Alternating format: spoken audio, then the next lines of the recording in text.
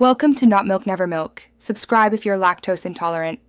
In this video, I will explain how to make a delicious seafood bisque soup. We'll begin by building a flavorful foundation. First, gently sauté your aromatic vegetables, such as carrots, celery, and onions, until tender and fragrant. Next, deglaze the pot with about 1/2 cup of dry white wine, scraping up all those wonderful brown bits. Finally, add 4 cups of quality seafood stock and a bouquet garni. Then let it simmer for 20 minutes to create a deeply flavored base. Now let's introduce the stars of our bisque, the seafood.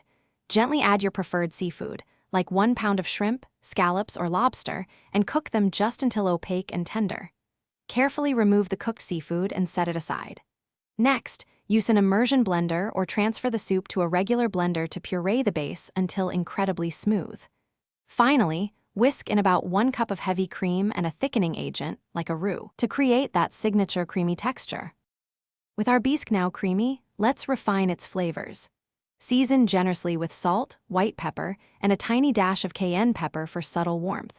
Taste and adjust as needed to achieve perfect balance.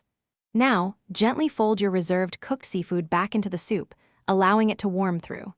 Serve your exquisite seafood bisque hot, perhaps garnished with fresh chives or parsley, and a delicate swirl of crème fraîche for an elegant finish. To ensure your seafood bisque is always exceptional, here are a few helpful tips. Always opt for the freshest, highest quality seafood available. It truly makes a difference in taste.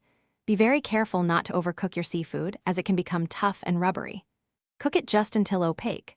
For an even deeper, more complex flavor, consider roasting seafood shells, such as lobster or shrimp shells, before simmering them.